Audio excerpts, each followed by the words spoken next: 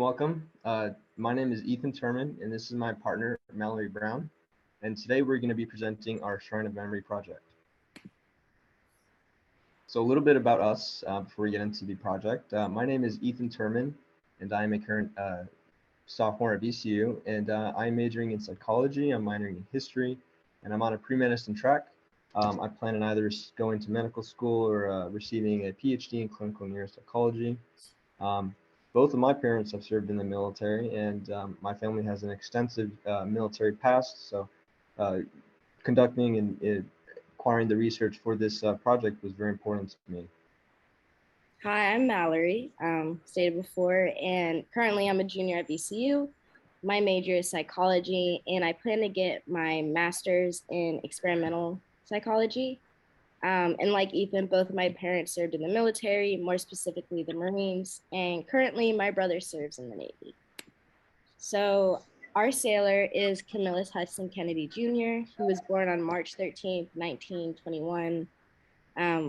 He didn't have a wife, but it's very possible he could have had a girlfriend.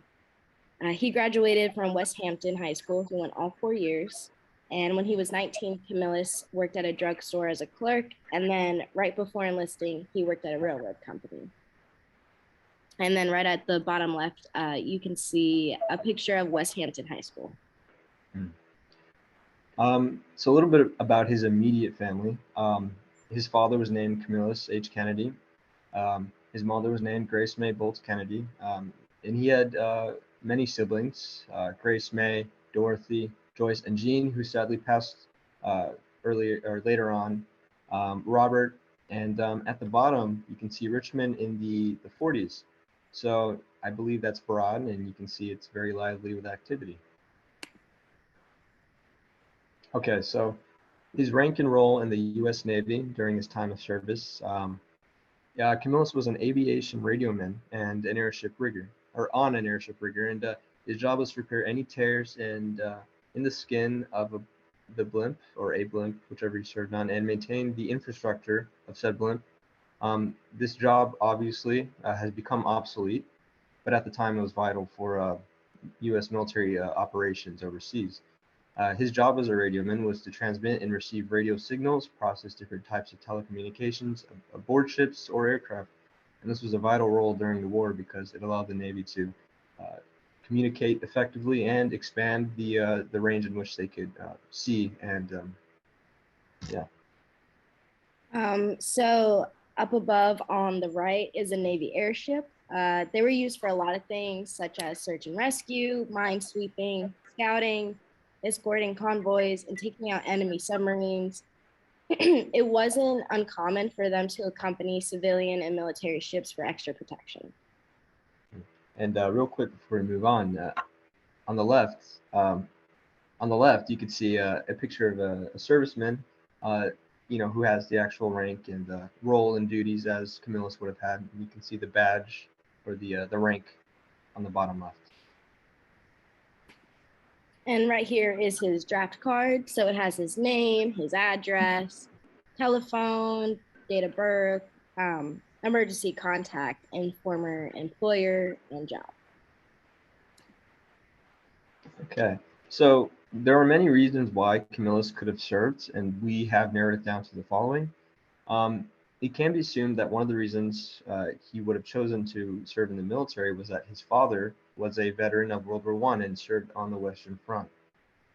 There could have also been pressure at home for honor and to serve and go overseas and do his part, his civic duty. Another reason could be that he wanted to have adventure and experience new things in life, which as a 20-year-old is a very valid reason. And another possible reason, he joined in 1941, which was the same year as Pearl Harbor. And a lot of young men, they were really upset by the attack, really angered. So they joined to help the fight. And then right here on the right is a picture of his father. Okay.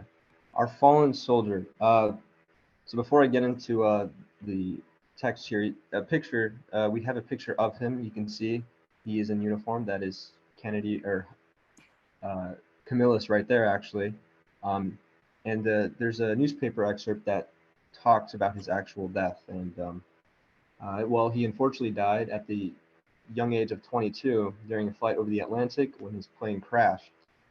We cannot figure out what exactly led to the crash. It could be, assumed to be mechanical error, since there was no reported action taking place.